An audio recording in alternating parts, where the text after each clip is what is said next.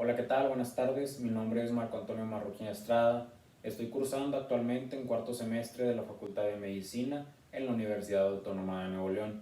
A continuación vengo a presentarles el producto integrador de aprendizaje en la materia de microbiología médica. Vamos a ir desarrollando el caso clínico y de acuerdo a los puntos clave o puntos específicos que aparezcan en el caso clínico, lo vamos a ir ligando con los conceptos y con la teoría que viene en nuestro libro, en el Murray, lo vamos a ir analizando, vamos a ir ligando los conocimientos para poder comprender esta bacteria de la manera más sencilla. Bueno, iniciamos con el caso clínico.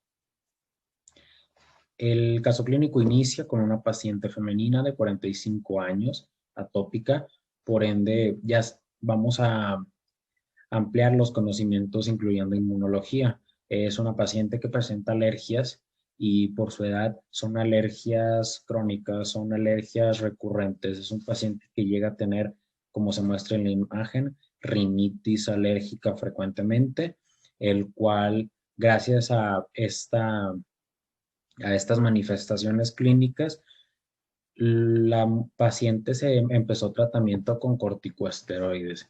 Entonces, aquí el punto clave de usar los corticosteroides es usarlo como el punto de inicio de una inmunosupresión. Aparte de eso, se utilizan como método antiinflamatorio con el fin de disminuir la sintomatología de las enfermedades alérgicas, la broncoconstricción, disminuir la vasodilatación, muchas cosas. Entonces, los corticosteroides son un punto clave para poder desarrollar la bacteria, la enfermedad, y les voy a decir por qué. Esta mujer acude a consulta debido a un dolor tipo cólico en el cuadrante superior derecho. Refiere coluria y una coloración amarillenta en las escleróticas. Refiere que a su mamá le pasó lo mismo. Tiene una exploración física en la temperatura de 37.5 grados y se le realizan exámenes de pruebas bioquímicas hepáticas, resonancia magnética de la vía biliar y se confirma el diagnóstico de una coledococolitiasis. Aquí se muestra la resonancia magnética y se realiza una endoscopía con el fin de remover quirúrgicamente el lito que está obstruyendo el conducto colédoco. Entonces, como continuación del caso clínico, a los 6 meses la paciente acude a urgencias refiriendo fatiga, fiebre, dolor en el cuadrante superior derecho, náuseas y color amarillento en la piel. De estos, la fatiga, la fiebre, las náuseas son síntomas generales, son manifestaciones eh, sistémicas, las cuales no son muy específicas, sino nos dan mucha ayuda al momento de establecer un diagnóstico. Al momento de que se refiere dolor en el cuadrante superior derecho del abdomen y la coloración amarillenta en la piel, está ligado con la endoscopía que se realizó a esta paciente y posterior a eso se realiza un diagnóstico de peritonitis, colecistitis y abscesos hepáticos. Aquí, ¿cómo lo vamos a intentar asociar con bacteroides frágiles? Bacteroides frágiles se asocia mucho por las infecciones y enfermedades intraabdominales. Continuando con el caso, dice, se realiza un cultivo, que es la imagen, y hay una infección polimicrobiana, siendo más abundante bacilos anaerobios gram negativos. Este es el fin en el caso clínico. Entonces, para iniciar, bacteroides frágiles es un bacilo anaerobio gram negativo, como se menciona. Los bacilos anaerobios, los anaerobios son estrictamente un ambiente privado de oxígeno. Todos estos van a abundar el tracto gastrointestinal. Entonces, al momento de que abundan en el tracto gastrointestinal, son parte de la microbiota central. Esta microbiota central nos ayuda en principalmente degradar los alimentos con el fin de poder absorberlos en los nutrientes más simples posibles. Nos ayudan a nosotros a poder degradar los alimentos. Segundo, al momento de que en este caso Bacteroides fragilis abunda en la microbiota central, impide que patógenos infecciosos que lleguen a producir enfermedades graves en nosotros los humanos, pues evita que estos patógenos colonicen o invadan el tracto gastrointestinal debido al espacio ocupado por bacteroides frágiles. Entonces, prosiguiendo con la estructura de bacteroides frágiles.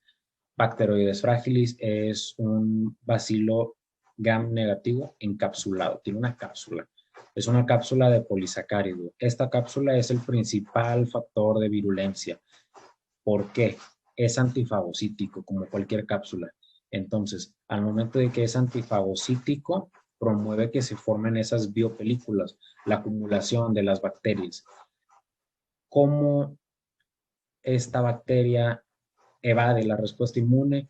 Como dato, esta bacteria en su superficie celular, al momento de su metabolismo, el cual voy a enfocarme un poquito más adelante, produce ácido succínico. Este ácido succínico, al momento de que es fagocitada la bacteria, de manera que está dentro del macrófago, inhibe la muerte intracelular. ¿Sí? Entonces, ¿cómo la bacteria se adhiere a los sitios donde produce infección? Fimbrias, por las fimbrias. Se adhiere por las fimbrias. ¿Y en dónde va a estar? Como ya mencionamos, todo el tracto gastrointestinal es mucosa, es epitelio, pero no solamente se restringe a ese epitelio, sino también al peritoneo de la cavidad abdominal. En el caso llega a producir infecciones ginecológicas, el epitelio uterino, el epitelio vaginal, el epitelio de la vía respiratoria, que es menos probable que Bacteroides fragilis produzca infección. ¿Por qué? Porque no solamente Bacteroides fragilis es la única bacteria en la microbiota, no es la única bacteria anaerobia que produce enfermedades. También está Prevotella o Fusobacterium, los cuales no me voy a adentrar mucho ya que no es el tema, pero son bacilos anaerobios gram negativos. ¿Cuál es la característica de estos tres? No forman esporas. Estos bacilos son oportunistas. Al momento de que el paciente se encuentra inmunosuprimido, como se menciona en el caso clínico, se van a producir estas infecciones por estas bacterias. Es la forma en la que el huésped les da esa vía de entrada, cuando la carga viral es grandísima, porque estamos hablando de todo el tracto gastrointestinal. Bacteroides fragilis predomina es de manera muy grande la forma en la que predomina en la microbiota. Entonces, ¿cómo se produce una infección por bacteroides frágiles? Cuando el sistema inmune del hospedero se encuentra comprometido. ¿Sí? En este caso, va a estar inmunosuprimido por los corticosteroides. Luego, se realiza por vía endoscópica una cirugía para eliminar lo que es el lito. ¿Por qué lo asocié ahora, como se dice en la complicación? Una peritonitis y una colecistitis. Son el peritoneo, al final de cuentas, es epitelio, el cual la bacteria, al abundar en lo que es el tracto gastrointestinal, se rompe la continuidad del epitelio, hay una disrupción, por ende, la bacteria accede a los focos estériles. Eso es el punto clave de cualquier infección oportunista. Si es oportunista, es endógena, y si es endógena, es casi 100% que el paciente se encuentra en una inmunosupresión, se encuentra inmunocomprometido. Por eso se manifiestan estas enfermedades. Provoca una infección e inflamación en peritoneo, en la vesícula biliar. ¿Por qué en vesícula biliar? Como nos damos cuenta, el cultivo se realiza en un medio privado de oxígeno, en un agar sangre, pero se complementa de bilis. La bilis hace que el bacilo crezca en 24 a 48 horas de manera muy rápida, ¿sí? Entonces, provoca la proliferación, el desarrollo de la bacteria. Por ende, al momento de que esta bacteria migra a un foco estéril que es en la vesícula biliar, va a producir una colecistitis, una inflamación de la vesícula biliar. Produce abscesos hepáticos. Los abscesos hepáticos, ya sabemos, hígado, un órgano intraabdominal, el cual, por estar adyacente a la vesícula biliar, provoca abscesos. ¿Ok? Esos abscesos van a tener las bacterias que va a englobar ese absceso, no solamente va a ser bacteroides frágiles. Todas las infecciones son polimicrobianas, ya que la microbiota central es abundante. Pueden haber grandes cantidades también de E. coli, ¿sí? De Prevotella, de Fusobacterium en estas infecciones. Pero ¿quién va a predominar? Bacteroides frágiles. Por eso su importancia clínica. Luego, los abscesos. Esos abscesos también se asocian a las infecciones o las enfermedades en aparato genitourinario, como ya les mencioné, el epitelio del útero, el epitelio vaginal. Ahí va a poder llegar a infectar la bacteria y producir un absceso ginecológico. Son enfermedades que afectan a las mujeres. Pero ¿cuál es lo más común? Una infección intraabdominal, ¿sí? Regresándonos un poco a la fisiología y estructura de la bacteria también tiene una toxina, ¿ok? ¿Por qué la menciono aparte? Porque no predomina la toxina en estas enfermedades, lo que son las enfermedades intraabdominales, ya que esta toxina entra al momento de que se libera y produce una hipersecreción de líquidos, hay un aumento, una hipersecreción de cloro, una diarrea acuosa, la cual va a producir simplemente una diarrea común, pero no es muy común que se produzca esta diarrea por este patógeno oportunista. Es más común que se lleguen a producir peritonitis o infecciones propiamente, formación de abscesos, más que nada. Esta, esta bacteria, lo importante es que al momento de que se hace una cirugía, como en el caso clínico en un paciente inmunodeprimido, no solamente va a producir los abscesos hepáticos y todo eso, no, sino que se asocia en un pequeño detalle con Clostridium perfringens. También cuando se realiza su metabolismo llega a liberar gas. Entonces, al momento de que llega a liberar gas y eso significa proliferación de la bacteria, produce una infección, va a producir infecciones en piel y en partes blandas.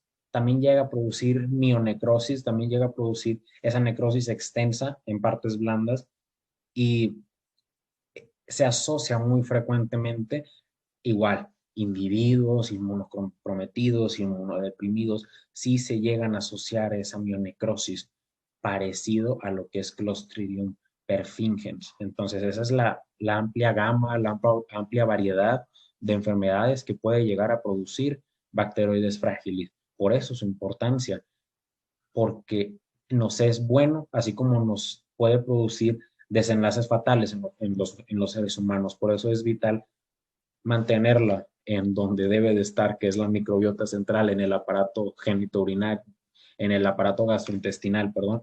Entonces, va a producir infección, luego enfermedad, cuando se desplaza ese foco estéril. Entonces, ¿cuál es la importancia? También es que produce bacteremia. Al momento de que esta bacteria circula en el torrente sanguíneo, las bacteremias ya se relacionan con múltiples bacterias, pero del 3 al 10% llegan a ser producidas por bacteroides frágiles, ¿sí? Entonces ya mencionamos más o menos la gran variedad. Puede llegar a producir desde una diarrea acuosa, una gastroenteritis parecida a lo que es E. coli, que también se asemejan, son bacilos negativos, uno es anaerobio y producen esa gastroenteritis. Puede producir infecciones intraabdominales, abscesos hepáticos, abscesos ginecológicos, puede producir esas infecciones en el aparato genitourinario femenino, puede producir bacteremia, puede producir mionecrosis en partes blandas y es un patógeno oportunista que nos sirve pues de la microbiota, es una simbiosis que nosotros tenemos con esa bacteria. Entonces, tan así es la importancia de la misma.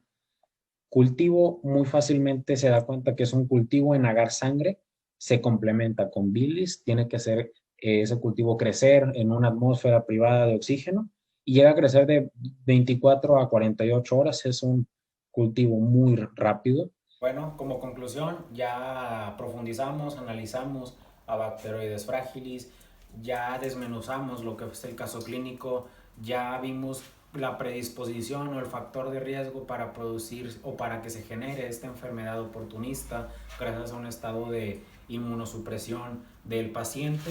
Y como estas infecciones son polimicrobianas, ya nos adentramos en las enfermedades clínicas. Y por mi parte es todo. Muchas gracias por la atención prestada